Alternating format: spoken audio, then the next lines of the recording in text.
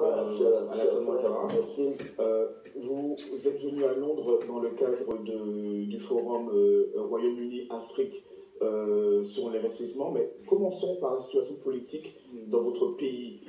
On a l'impression que c'est un peu confus. Qu'est-ce que vous avez à dire par rapport à cela? Moi, je ne vois aucune confusion. Vous savez, c'est une manifestation de la démocratie. Puisqu'il y a des élections dans 9 mois, c'est normal que les partis politiques soient en effervescence. Mais les élections auront lieu le 31 octobre. C'est fixé dans la Constitution. Également, ceux qui veulent être candidats pourront l'être. Donc, Alassane Ouattara Alassane Ouattara n'a pas pris de décision. Il a dit qu'il prendra sa décision d'ici le mois de juillet. Pourquoi est-ce si difficile? Non, parce que la commission électorale m'autorise. Pourquoi voulez-vous que je me précipite pour dire je suis candidat? Pour que la population puisse être fixée et peut-être aussi les candidats.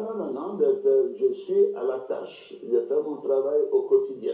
Je suis au bureau tous les jours. Voilà, donc ceci rassure les Ivoiriens, ceci rassure la communauté internationale. Et quand je prendrai ma décision, elle sera connue. Et puis je proposerai, si je ne suis pas candidat, qu'il y ait une équipe qui puisse être mise en place, qui me remplace et qui continue le travail que j'ai commencé. Si je décide d'être candidat aussi, je continuerai avec une bonne équipe. Voilà. Donc faites durer le suspense. Non, pas du tout. Mais, vous savez, il faut respecter les lois dans nos pays. Moi, je suis très attaché à la Constitution, aux lois électorales, et donc il n'y a pas de souci. Certaines personnes qui se sont déclarées candidates, oui. peut-être un peu trop tôt. Mais c'est leur droit, c'est leur droit. Chacun, il y en a qui se déclarent 2 ans avant. Si quelqu'un se déclare 1 an avant, mais c'est son droit. Vous avez deviné, je vais parler de Guillaume Soro. Qu'est-ce qui se passe avec votre ancien allié? Mais je n'ai aucune nouvelle de Guillaume Soro, je ne saurais vous le dire, peut-être essayer de l'interroger. Un mandat d'arrêt a été émis par la justice ivoirienne. Pour beaucoup de vos détracteurs, c'est un signe? Oui, mais comme vous avez dit, c'est mes détracteurs. La loi est bonne pour vous avez peur de Guillaume Soro? Moi, c'est mon fils, je l'ai dit. C'est un garçon que je considère a été avec moi et qui a beaucoup appris à mes côtés. Monsieur le Président, vous êtes venu à Londres, comme je le disais, pour participer au sommet Royaume-Uni-Afrique sur l'investissement.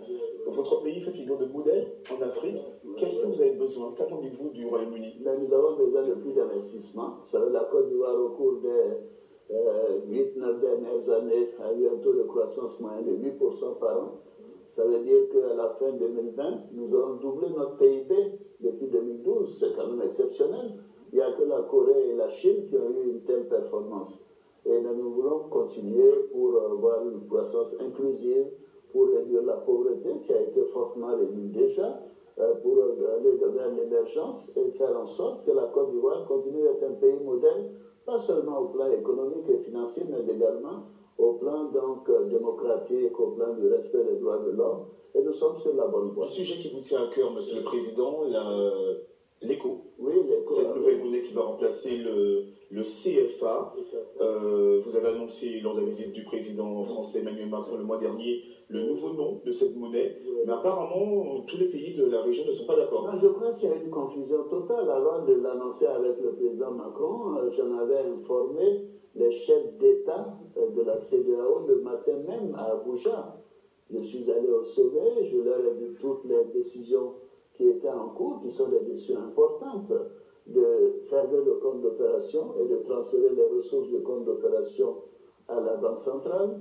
Deuxièmement, de faire en sorte qu'au conseil d'administration, au comité de politique monétaire, à la commission bancaire, il n'y a plus de Français qui soient dans ces structures et que maintenant, avec le temps, nous formerons l'éco avec tous les pays qui respectent les critères de convergence. Et ça, donc il n'y a aucun désaccord? Aucun désaccord au niveau des chefs d'État. Aucun. Ils ont été informés, je leur ai écrit, et nous avons été félicités par le Ghana et par d'autres pays. Moi, je suis très fier de cette évolution. C'est historique ce qui a été fait. Alors donc, je ne comprends pas. J'ai appris qu'il y aurait une réunion de techniciens, mais ce qui m'importe, c'est la décision des chefs d'État. Merci beaucoup, Monsieur le Président, d'avoir accordé cet entretien.